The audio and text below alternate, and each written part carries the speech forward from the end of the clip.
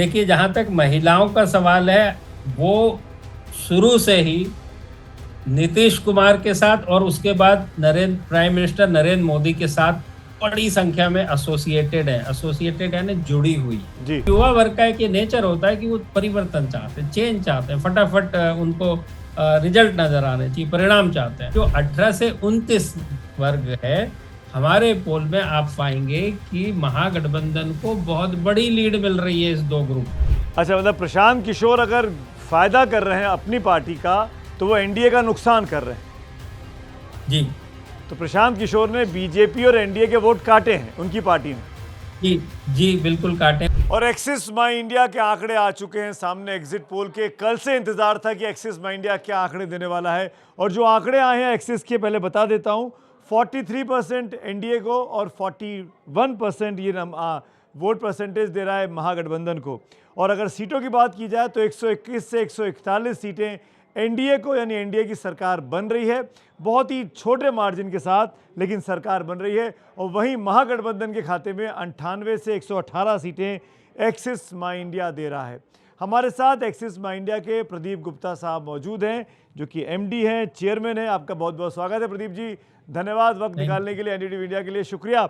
पहला सवाल आपसे, जितने एग्जिट पोल हमने देखे उसमें बहुत बड़ा मार्जिन दिख रहा है, आपके वाले में मार्जिन क्यों नहीं है? आपका इतना क्लोज कॉन्टेस्ट क्यों दिखाई दे रहा है? और दूसरा सवाल, एरर ऑफ मार्जिन कितना है, कितने परसेंटेज का दे रहे हैं? क्योंकि 2% का गैप है। 2% का ही मार्जिन, एरर मार्जिन है। और आपका दूसरा सवाल, पहला सवाल रादर कि हाँ। क्यों इतना करीबी मुकाबला नजर आ रहा है, तो हमारे सर्वे में दो बड़ी बातें हैं। एक है महिला और एक है दूसरा युवा।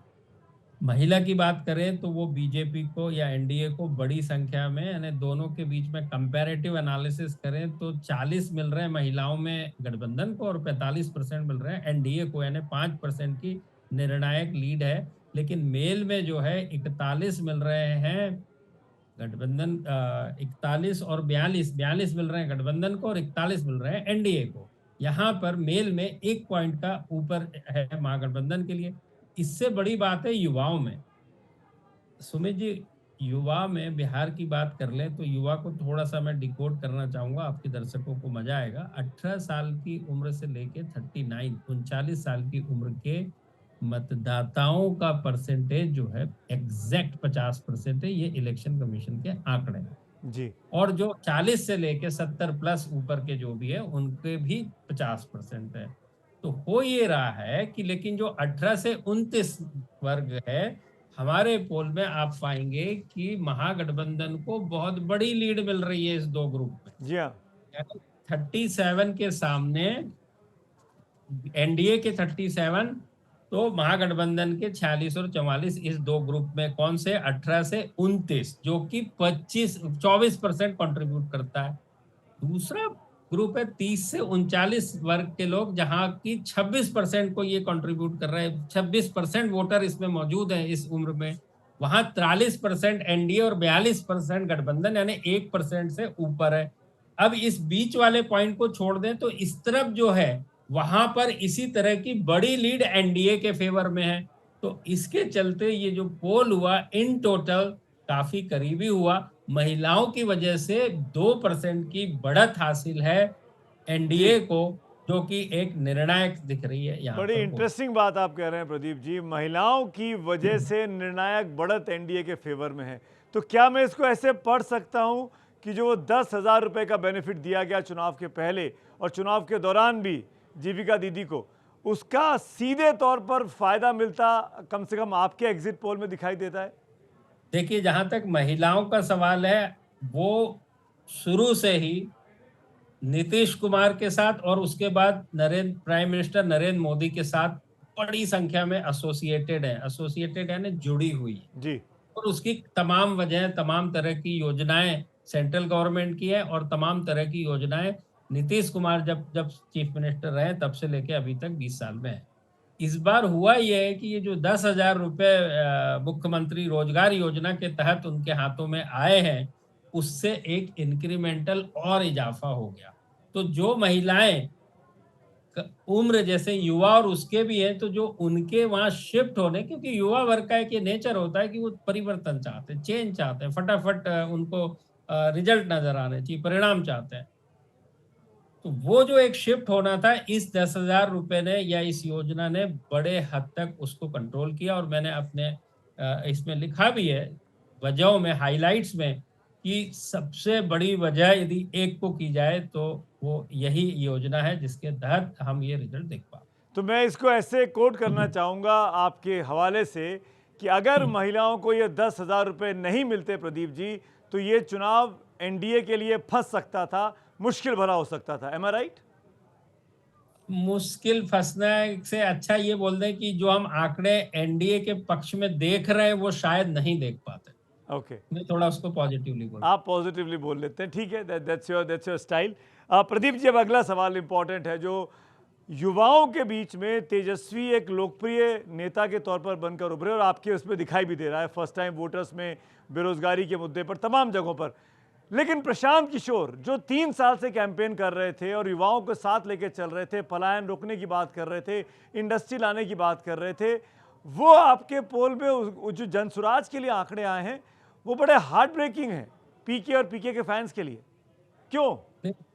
उसका प्रमुख कारण ये है कि आज के समय में जो भी हो, विनिंग कॉज में वोट करना चाहते हैं। यानी जनता को बाय एंड लार्ज तो ये पता ही है कि कम से कम आज की डेट में पीके सरकार बनाने की स्थिति में तो नहीं होंगे, जनसुराज नहीं होगा। तो होता ये है कि जो नेक्स्ट बेस्ट अल्टरनेट उनके सामने होता है और उसको लगता है कि हाँ, ये तो बनाने ही वाले हैं और इससे उनकी जो आकांक्षाएँ, अपेक्षाएँ वो पूरी हो सकती हैं, वो उस विनिंग कास्ट के साथ मूव हो जाते हैं। Having said that, Prashant Kishor के बारे में मैं कहूँगा कि यदि प्रशांत किशोर का वोट ये 4 की जगह 6 हो जाता है ना, तो हमारी एनडीए की जो लोअर रेंज है वो संभव हो जाए, एनडीए की लोअर रेंज। यदि ये वोट 4 से उठ के 2 हो जाता है प्रशांत किशोर का, पूरे प्रदेश में ही लड़ा है, 3 सीटों को छोड़ दीजिए 240 सीटों पे, तो ये मैं कहूँगा एनडीए की सीटें 160 के ऊपर। अगर ये 2% होता तो? यदि जो हमारे पोल में 4 है और एरर मार्जिन 2% का है, जी। यदि कि ये 4 से 2 चला गया, प्रशांत किशोर केवल 2% ले पाए, तो एनडीए की सीटें 160 के ऊपर जाएँगी। ओके। और यदि प्रशांत किशोर ने 6% ले लिए, जो ऊपर की रेंज है, 2% ऊपर ले लिए, 6% ले लिए, तो जो एनडीए की लोअर रेंज है 120-21 के आसपास हो जाएगी। अच्छा, मतलब प्रशांत किशोर अगर फायदा कर रहे हैं अपनी पार्टी का, तो वो एनडीए का नुकसान कर रहे हैं। जी। तो प्रशांत किशोर ने बीजेपी और एनडीए के वोट काटे हैं उनकी पार्टी ने।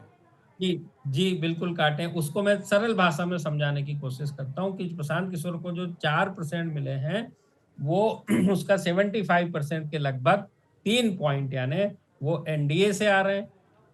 1 पॉइंट आधा पॉइंट के करीब 12% के करीब महागठबंधन से आ रहे हैं और 13% अदर से आ रहे हैं। इस तरह से ये जो मिला है, जो भी वोट मिला है, यदि उसको हम 100 देखें, जितने भी वोट मिलेंगे तो उसका लब्बो-लबाज ये है। आप उसके जातिगत समीकरण में भी देख लेंगे, जहाँ पर एनडीए को बढ़त बड़ी संख्या में हासिल है, वहाँ इनको 8-9% वोट मिल रहे हैं। ओह! लेकिन एमवाय महिला और सॉरी मुसलमान और यादव में देखेंगे तो ऑलमोस्ट ना के बराबर है, 1 या 2% है। वहाँ पर बिल्कुल एक मुश्त को वहाँ पर मुसलमान और यादव वोट जो है महागठबंधन के फेवर में संगठित हैं।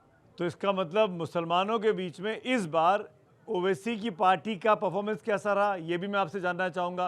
पिछली बार सीटें जीती थी, क्या इस बार मुसलमान ओवैसी को छोड़कर महागठबंधन के साथ रहा? बिल्कुल, इस बार जो मुसलमान के बीच में जो अंतर है, मैं वो भी बता देता हूँ आपको।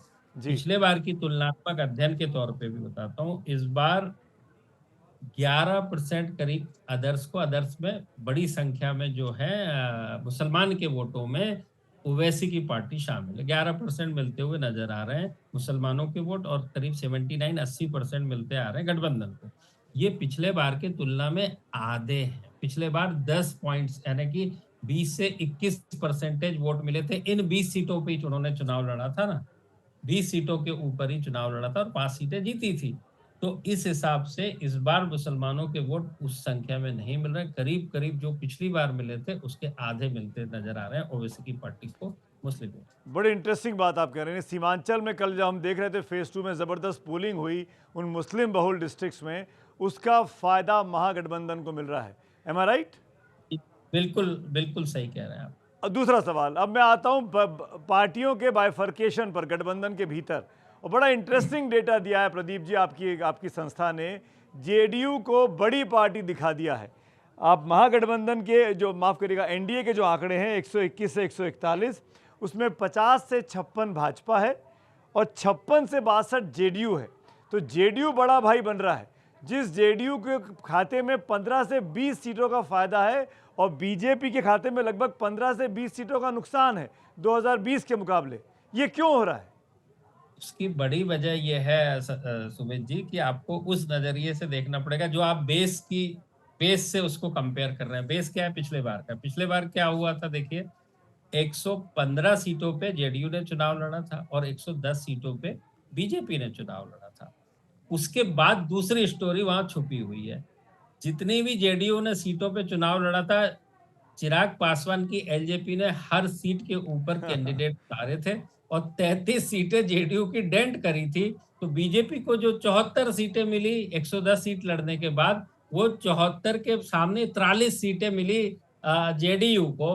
तो उस लिहाज से आप देख रहे हैं कि वो अब इसके साथ जुड़ गए हैं, तो सडनली वो जेडीयू के सीटों में आप उछाल देख रहे हैं। फिर सीटें भी कम लड़ रहे हैं इस बार, दोनों मिलके जो है 125 सीटें पिछली बार लड़े थे, इस बार दोनों 225 सीटें लड़े थे, इस बार 202 सीट लड़ रहे हैं, 101 और 101। तो उस हिसाब से स्ट्राइक रेट को देखना होगा। और यदि दोनों की हायर और लोअर रेंज भी देखें तो 56 सीटें भी आ सकती हैं दोनों, अच्छा, 57 सीटें भी आ सकती हैं। हाँ, लेकिन एज जो है आज की डेट में जेडीयू को नजर आ रही है, उसका बड़ा कारण जो है, जो पिछले बार इन सीटों के ऊपर डेंट पड़ा था, एक सहानुभूति हो जाती है ना कि नीतीश कुमार हार गए, नीतीश कुमार का ये हासिला हो गया, तो एक सहानुभूति होती है और एक मोमेंटम बनता है उस पार्टी के लिए, तो 2-4 सीट ऊपर तो और क्या नीचे। क्या प्रदीप जी मैं ये पढ़ सकता हूं कि ये चुनाव नीतीश कुमार का प्रो इनकम्बेंसी का चुनाव था 20 साल मुख्यमंत्री रहने के बाद भी?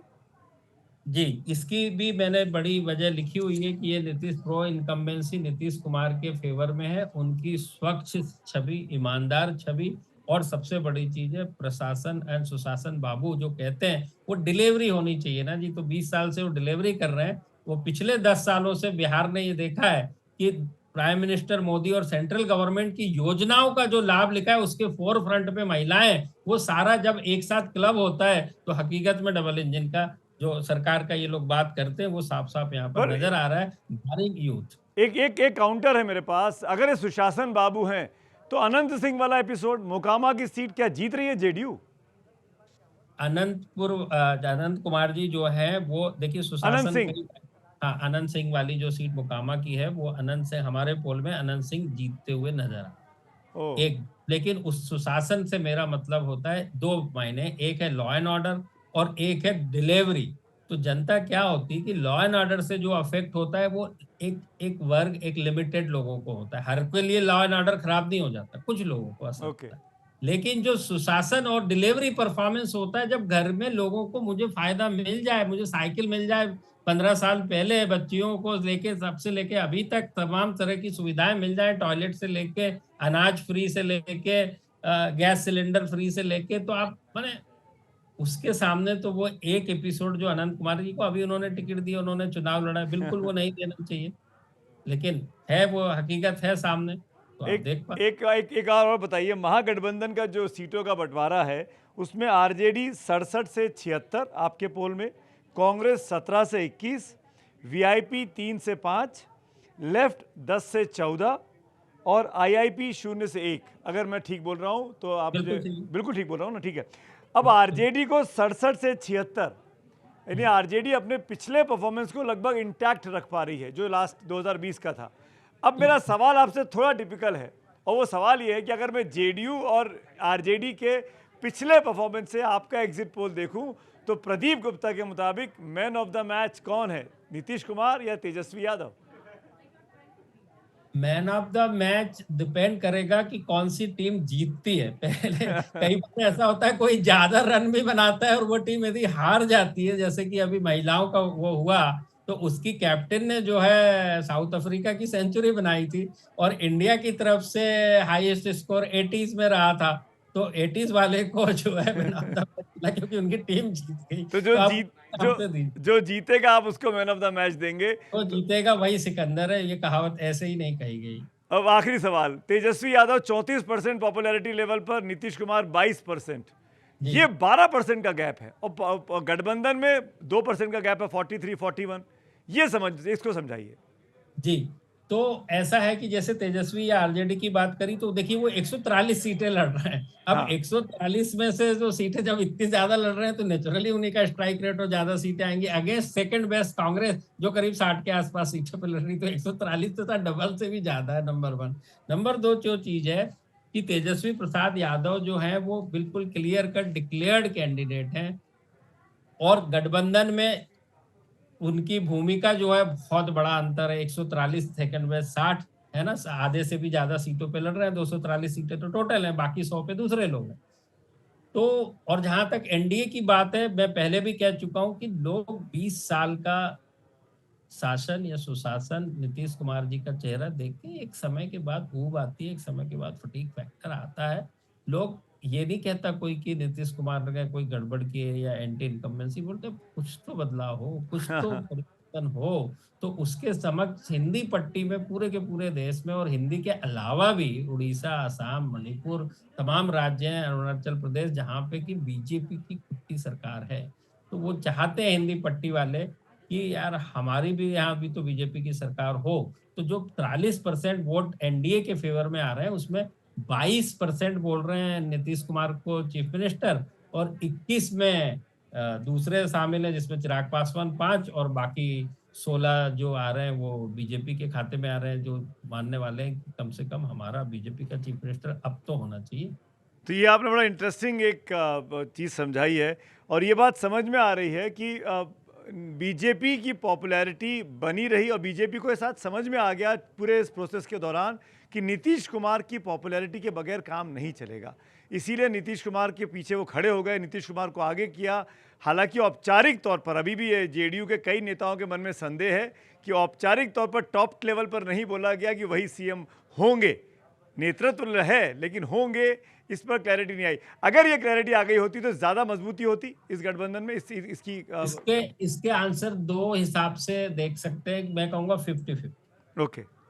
बीजेपी का मतदाता यदि आता तो वो निराश हो जाता। जो बीजेपी को देखते हुए मतदान कर रहा है वो निराश हो जाता है कि यार मतलब अब क्या किया जाए, मतलब अब फिर 5 साल इंतजार करना पड़ेगा और फिर हम यही देखेंगे नीतीश कुमार जी को।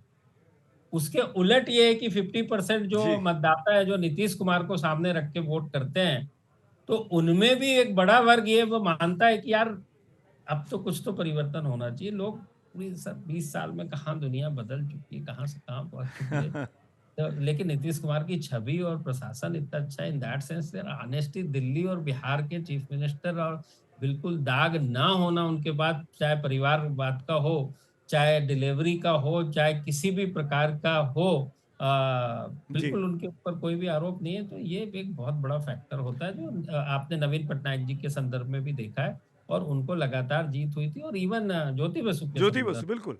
और उसी कैटेगरी में नीतीश कुमार खड़े हो उसी जाएंगे अगर कैटे ये तीनों चुनाव। तीनों उसी कैटेगरी में, तीनों उसी कैटेगरी में। हाँ, अगर ये चुनाव जीत जाते हैं जैसे कि एक्सिस के सर्वे से पता लग रहा है, एग्जिट पोल से, अगर नीतीश कुमार ये 5वां चुनाव जीतते हैं तो वाकई में वो 23 साल वाला और रहने कितने रिकॉर्ड को तोड़ देंगे और 5वीं पारी में कहीं आगे निकल जाएंगे। प्रदीप जी बहुत बहुत शुक्रिया। लेकिन मुझे ऐसा लगता है कि जब तक नतीजे आएंगे और इस पर चर्चा होगी आपके पोल पे, तो आपको ये समझाना बार बार पड़ेगा कि पॉपुलैरिटी लेवल में 12% का गैप और परफॉर्मेंस लेवल पर, पार्टी लेवल पर 2% का गैप, इसको लेकर प्रदीप जी को कई सवालों के जवाब देने पड़ेंगे। लेकिन फिलहाल प्रदीप भाई शुक्रिया, धन्यवाद। हमेशा आपसे बात कर नई नई चीज़ें सीखने को मिलता है। Thank you so much.